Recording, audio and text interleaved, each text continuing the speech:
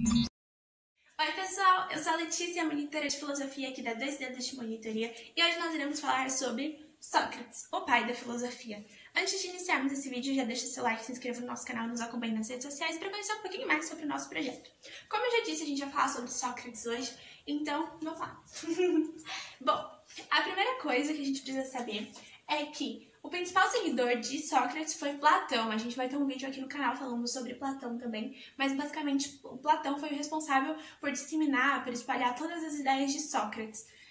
E aí, ele se rebelou contra os sofistas. Se você é uma pessoa treinada, uma pessoa estudiosa e viu nosso vídeo sobre os sofistas, eu comentei que o Sócrates foi a pessoa que mais criticou os sofistas, porque ele não achava justo você pagar, você receber para ensinar. E ele também não gostava do método que os sofistas utilizavam, da dialética, da retórica, deles igualarem o erro e a mentira junto com a verdade. Então ele não gostava disso, de, por exemplo, a mentira estar no mesmo nível que a verdade. Então por isso que Sócrates criticava muito os sofistas. Mas para isso tem um vídeo sobre os sofistas, eu vou deixar aqui no card, aí você clica aí para assistir. E as ideias não eram aceitas pela aristocracia.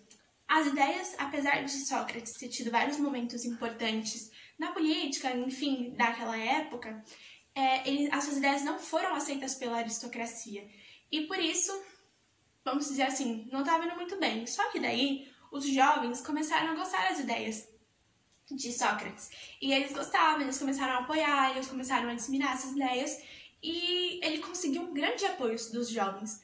Mas aí veio a política da época lá, e eles condenaram o Sócrates por corrupção de juventude e por profanação de culturas gregas, ou seja, ele estava sendo acusado de, sei lá, ser uma péssima influência para os jovens e por disseminar as ideias, as ideologias gregas lá das crenças antigas. Então, basicamente foi por isso que ele foi condenado pela aristocracia.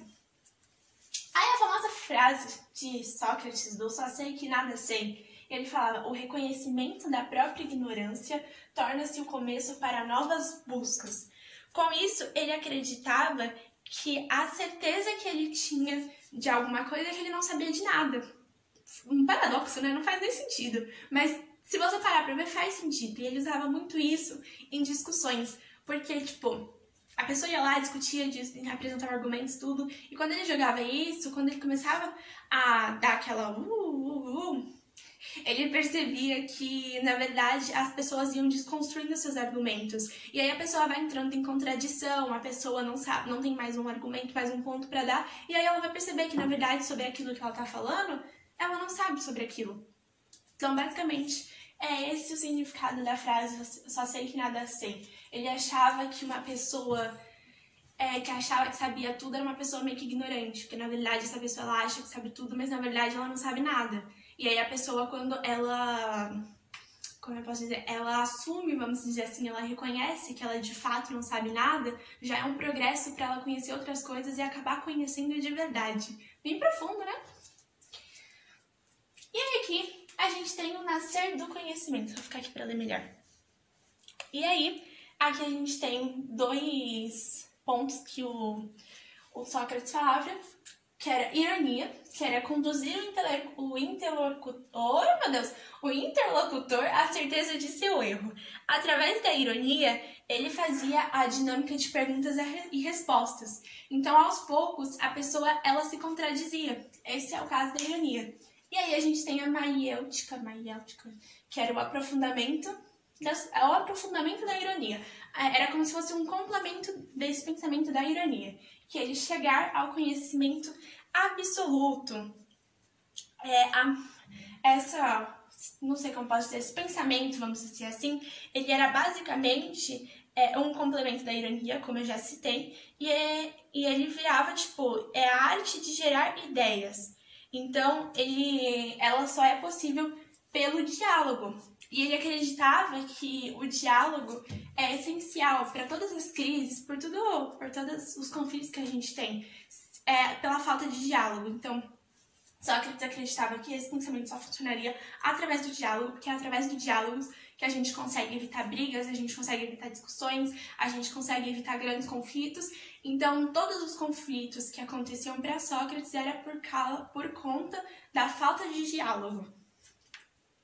E aí aqui eu trouxe uma questão de 2013 da UEA, e aqui: o sofista é um diálogo de Platão do qual participam Sócrates, um estrangeiro e outros personagens. Logo no início do diálogo, Sócrates pergunta ao estrangeiro a que método ele gostaria de recorrer para definir o que é um sofista. Sócrates, mas dize-nos se preferes desenvolver toda a tese que queres demonstrar numa longa exposição ou empregar o método interrogativo. Estrangeiro, com um parecer assim agradável e dócil, Sócrates, o método mais fácil é esse mesmo, com o interlocutor. Do contrário, valeria mais a pena argumentar apenas para si mesmo. É correto afirmar que o interlocutor de Sócrates escolheu do ponto de vista metodológico adotar, vamos lá, interlocutor de Sócrates. Alternativa A maiêutica, que pressupõe a contraposição dos argumentos. Lembra que eu falei que era o complemento da ironia? Vamos para a próxima. A dialética, que une numa síntese final as teses dos contendores. Lembra que a gente falou da dialética? Se você assistiu o vídeo dos sofistas, você sabe do que eu tô falando. A dialética era o método usado pelos sofistas, então a gente já elimina bem. Bravo. O empirismo, que acredita ser possível chegar ao saber por meio dos sentidos. A gente falou de empirismo? Não, né? Então, não é. E o empirismo também é uma outra corrente que a gente ainda vai falar, mas não tem nada a ver com Sócrates. O apriorismo, que funda a eficácia da razão humana na prova de existência de Deus. O apriorismo, ele é do teoria lá de Kant, então não tem nada a ver com Sócrates. O dualismo, que resulta no ceticismo sobre a possibilidade do saber humano. Aqui ele não fala sobre dualidade de duas coisas, então vai no aí. Só sobra a alfa, que é a maiêutica, a gente não sei falar essa palavra, que pressupõe a contraposição dos argumentos, como a gente já tinha falado sobre Sócrates. Aqui, que era um aprofundamento, chegar ao conhecimento absoluto, e a ironia, conduzir o interlocutor à certeza de seu erro, ou seja, através da contraposição dos argumentos, ele conseguia provar, vamos dizer assim, a verdade, ou seja, a alternativa alfa. Basicamente é isso, então. Eu espero que vocês tenham compreendido um pouquinho sobre Sócrates. Deixa seu like, se inscreva no nosso canal e eu vou deixar esses slides disponíveis aqui na nossa plataforma. Então, se você precisar para fazer algum resumo, para você acompanhar melhor essa aula, ou para você tirar ideias, enfim, para você estudar, você pode clicar lá, é totalmente gratuito. E aqui também tem um plantão de dúvidas. Nesse plantão de dúvidas é só você clicar nesse link e aí você vai ser redirecionado por um grupo onde estão todos os monitores e aí você pode tirar diretamente as dúvidas comigo. Então, um beijo e até a próxima. Tchau!